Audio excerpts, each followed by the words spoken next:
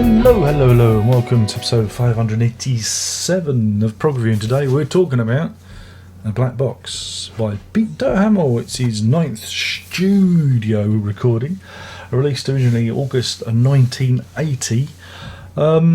This is an interesting one. I actually got this back in the day. This one, I bought this in Virgin Megastore, I believe. Wow, there you go. It was probably in a sale. It was probably 99p, I would imagine. Got a lot of fondness for this one because, for me, it marks a kind of a watershed moment in. I'd say it's one of his last decent albums. Many would argue against that, but it's kind of cohesive. And also there's something different about this record too, but we'll get to that in a minute.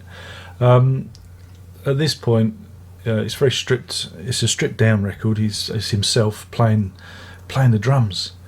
He's playing the drums, so that's something. Doing the guitars and keyboards. But he also has David Jackson, he of VDGG fame, honking away on saxophones and flutes, and David Ferguson, he of Random Hold. He was a band that Hammill was charged to produce. They had an album, and the most notable thing about them is David Rhodes, who went on to play with Peter Gabriel, came out of that band. Yeah, Peter Hammill produced them, so there's a link. Black Box. It's a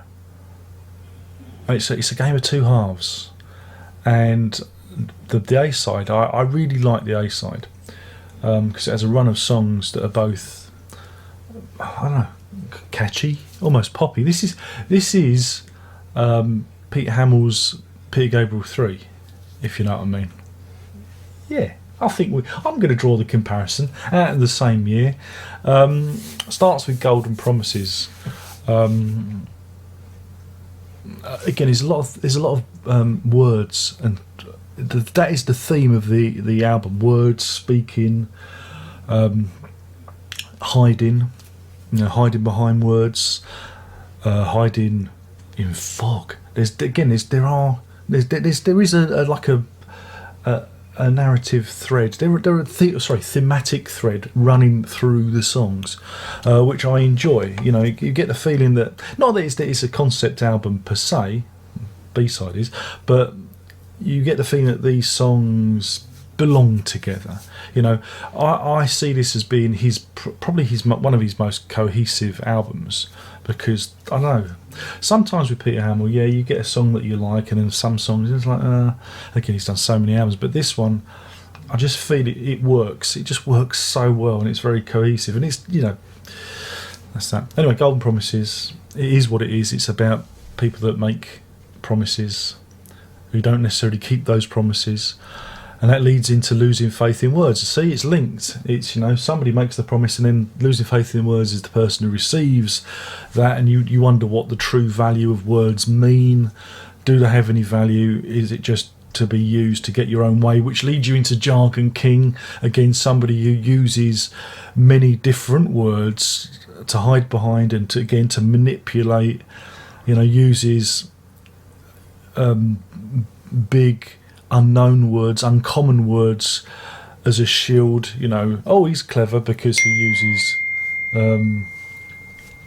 big words, bit like Boris Johnson, if anybody knows who that is. Then we move on to Fog Walking, which again is another great, I just love it. It's very atmospheric, experimental. It's got that kind of angular prog feel to it. In London, you can imagine, the fog of the 50s, the smog of the 50s, and maybe, I don't know, Jack the Ripper, and the Whitehall murders. Not Whitehall, is that? Yeah, Whitehall. Yeah. Well, no, he mentions Whitehall in the song. I'm just getting carried away here. And then The Spirit, which is probably his most accessible song ever. I think it's almost Beatles. It is, and it's about the spirit. It's about the spirit. What's in between our ears. Our body might fall apart, become root bound, and we might give in to various ailments that alter our physicality. Have I told you about my bad hip lately?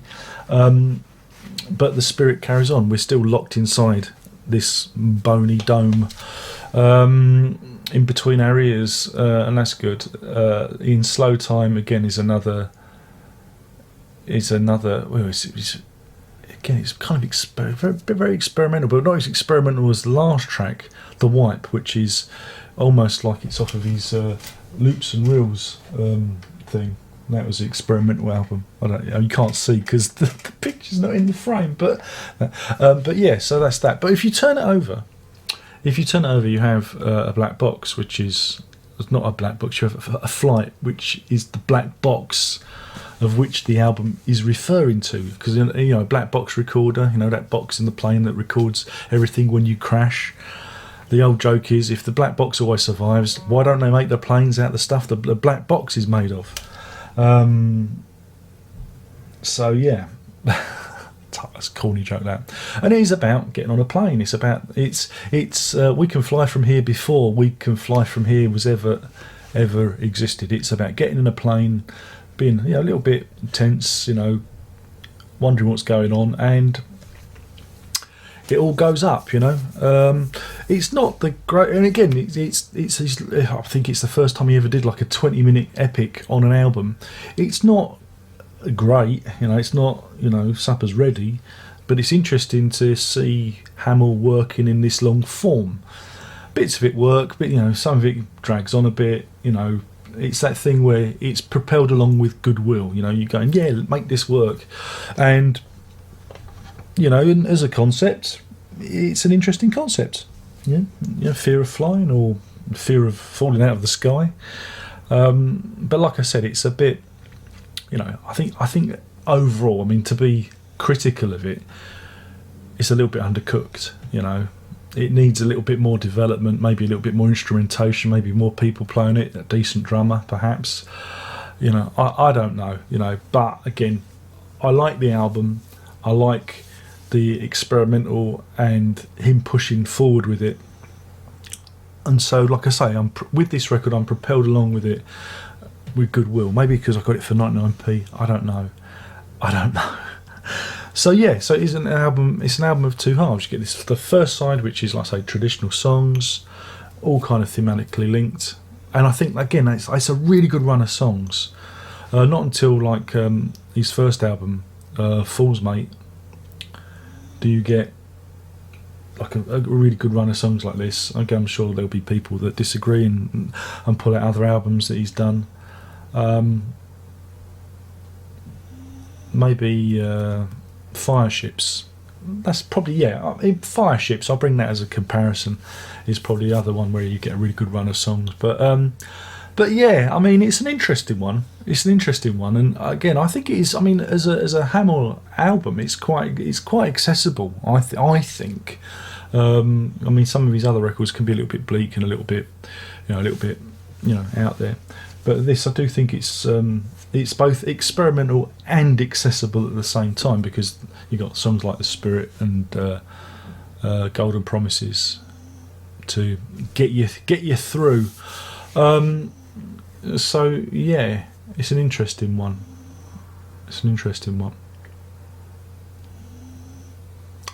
And yeah, and like I say, and if you're a prog fan, you get your 20-minute epic on the B-side. So what's there not to like about it? And David Lord did the production.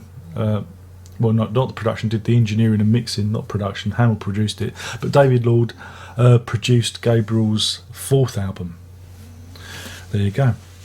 So there's, again, Gabriel Linker there again. And David Lord was also prosecuted for running a brothel a couple of years back. Yeah. I'm a font of useless knowledge, and that's why you come here.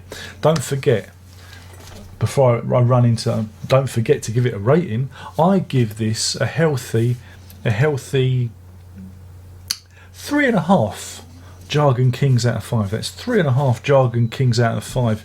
That's the sound of the oven beeping because the food is ready. I'm multitasking. I cook and I do prog review at the same time. Beep beep, beep beep. But yeah, so anyway, I've been talking about A Black Box by Peter Hammill. Don't forget, you can support me on Patreon, patreon.com/lock. give me all your money at the PayPal, do the social media. I'm on the Twit face and everything, and there's music at darrenlock.com. I don't usually do this stuff, but you know it's like times are hard, and yeah, thanks for popping by. There's only one thing left to say, and you know what that is. That is prog on.